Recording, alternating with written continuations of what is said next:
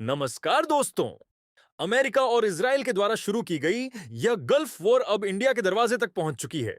4 मार्च की सुबह की बात है। इंडियन ओशन में श्रीलंका के गौल शहर से लगभग 40 नॉटिकल माइल्स दूर एक ईरानी वॉरशिप चल रही थी, अरिस डेना। सिर्फ 2 हफ्ते पहले यह जहाज इंडियन नेवी के साथ मिलान 2026 नेवल एक्सरसाइज में हिस्सा लेकर लौट रहा था। इंडियन नेवी ने खुद इस जहाज का स्वागत किया था, सोशल मीडिया पर हैशटैग ब्रिजेस ऑफ फ्रेंडशिप और हैशटैग यूनाइटेड थ्रू ओशंस जैसे हैशटैग के साथ। लेकिन उसी सुबह इस जहाज पर अमेरिका की नजर थी। एक यूएस नेवी सबमरीन ने एम के 48 टॉर्पीडो से इस जहाज पर हमला कर दिया। कुछ ही सेकंड में यह जहाज समुद्र में डूब गया। 87 आयरानियन सोल्जर्स मारे गए। जो 32 लोग बचे उन्हें श्रीलंकन नेवी ने रेस्क्यू किया। और इंडिया ने क्या किया? कुछ भी नहीं। बीजेपी के ऑफिशियल अकाउंट से सिर्फ एक ट्वीट आया, नॉट आवर बिजनेस। लेकिन यह सिर्फ एक जहाज के डूबने की कहानी नहीं है। यह कहानी है कि कैसे भारत की फॉरेन पॉलिसी बदलती जा रही है और कैसे देश का बार बार इंटरनेशनल लेवल पर अपमान हो रहा है। वो सिचुएशन, मिडिल ईस्ट। अब थोड़ा कॉन्टेक्स्ट समझ लेते हैं कि यह वॉर कहां तक पहुंच चुकी है। ईरान की राजधानी तेहरान सहित कई बड़े शहरों पर हमले हुए हैं। अमेरिकन फोर्सेस अब तक 2000 से ज्यादा टारगेट्स पर बम गिरा चुकी हैं। ईरान का लगभग हर कोना इस बॉम्बार्डमेंट से प्रभावित हो चुका है। लेकिन दूसरी तरफ ईरान भी चुप नहीं बैठा। मिडिल ईस्ट के 9 देशों में मौजूद 27 यूएस मिलिट्री बेसिस पर मिसाइल हमले किए गए। हालांकि इनमें से कई हमले इंटरसेप्ट कर लिए गए, लेकिन कुछ घटनाएं बड़ी थीं।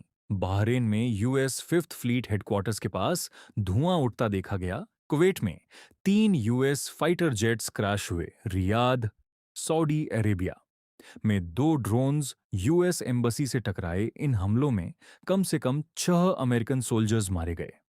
इसराइल में भी टेल अवीव में 40 से ज्यादा बिल्डिंग्स डैमेज हुई हैं। दूसरी तरफ ईरान में यूएस इजराइल स्ट्राइक से 1000 से ज्यादा लोग मारे जा चुके हैं। स्ट्रेट ऑफ हॉर्मुज क्राइसिस, अब एक और बड़ी घटना हुई। ईरान ने स्ट्रेट ऑफ हॉर्मुज को बंद कर दिया है और चेतावनी दी है, अगर कोई जहाज यहां से गुजरेगा तो उसे आग लगा दी जाएगी। दुनिया का लगभग 20% ऑयल इसी रूट से गुजरता है और यह बात इंडिया के लिए बहुत बड़ा नाइटमेयर बन सकती है। अरिज़डेना, द डिस्टर्बिंग स्टोरी। अब वापस आते हैं अरिज़डेना की कहानी पर। यह कोई रैंडम शिप नहीं था। यह जहाज इंडियन नेवी की मल्टीनेशनल एक्सरसाइज मिलन 2026 में हिस्सा लेकर ईरान लौट रहा था। 17 फरवरी को Indian navy eastern naval command ने इसे स्वागत करते हुए ट्वीट किया था। इसमें सवार ईरानी सैनिकों ने विशाखापत्तनम में परेड मार्च भी किया था। जरा इमेजिन करो, 2 हफ्ते पहले यही सैनिक इंडियन नेवी के साथ कंधे से कंधा मिलाकर मार्च कर रहे थे और 2 हफ्ते बाद उनमें से 87 की लाशें समुद्र में तैर रही थीं।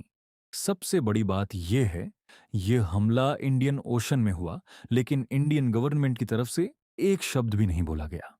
जब जहाज से डिस्ट्रेस कॉल आई तो श्रीलंकाई नेवी रेस्क्यू के लिए पहुंची। इंडिया की तरफ से कोई नहीं गया। डिप्लोमैटिक साइलेंस इंडिया में ईरान के एम्बेसडर मोहम्मद फताली ने भी कहा, इंडिया की तरफ से न कोई मैसेज आया, न कोई ऑफिशियल कम्युनिकेशन। इंडिया के पूर्व फॉरेन सेक्रेटरी कनवाल सीबाल ने भी कहा कि यह जहाज डिफेंसलेस था और इसमें कोई एम्यूनिशन नहीं था। क्वेश्चंस ऑन यूएस और इजराइल। सबसे बड़ा सवाल यहां अमेरिका और इजराइल पर उठता है। कई क्रिटिक्स का कहना है कि अमेरिका अब इंटरनेशनल लॉ की परवाह किए बिना दुनिया के किसी भी हिस्से में मिलिट्री स्ट्राइक्स कर रहा है। कई देशों के लीडर्स इसके खिलाफ बोल भी रहे हैं। उदाहरण के लिए, स्पेन के प्राइम मिनिस्टर ने अमेरिका की नीतियों की आलोचना की है और अपने मिलिट्री बेसिस इस्तेमाल करने की अनुमति देने से इनकार किया है। India's position. इंडिया लंबे समय से यह कहता रहा है कि इंडियन ओशन रीजन में इंडिया एक नेट सिक्योरिटी प्रोवाइडर है। प्राइम मिनिस्टर नरेंद्र मोदी ने कई बार कहा है कि Indian navy is the guardian on the Indian ocean. लेकिन अब सवाल उठ रहा है, अगर इंडियन ओशन में ही ऐसा अटैक हो जाए और इंडिया प्रतिक्रिया न दे तो बाकी देश इंडिया को सिक्योरिटी पार्टनर कैसे मानेंगे? On L impact on India. अब बात आती है सबसे महत्वपूर्ण मुद्दे पर on L fuel. And it all starts with this one. Pretty stark number. According to the source, a whopping 55% of India's oil comes from the Middle East. That makes the country incredibly vulnerable to any kind of instability in that region. From there, the video basically lays out a chain reaction, like a series of dominoes falling. First, the narrative goes, India stops buying Russian oil because of US pressure. Then, a hypothetical war kicks off, closing the Strait of Hormuz and cutting off Middle Eastern supplies. So now you've got two main sources of oil gone. And who steps in? America, supposedly granting India temporary permission to buy Russian oil again for 30 days. The video directly connects this whole cycle of dependency to rising gas cylinder prices back home. And just to complete this picture of what they call lost economic sovereignty, the source adds one last detail, a quote from a US official who apparently expects that once that temporary permission runs out, India will just end up buying more American oil. And so, the video ends right where it started, with a big question for the viewer. It's woven this whole story connecting a supposed naval tragedy to national pride and geopolitics to the price of cooking gas. And it ultimately leaves it up to you to decide, what really is the true cost of a nation's silence?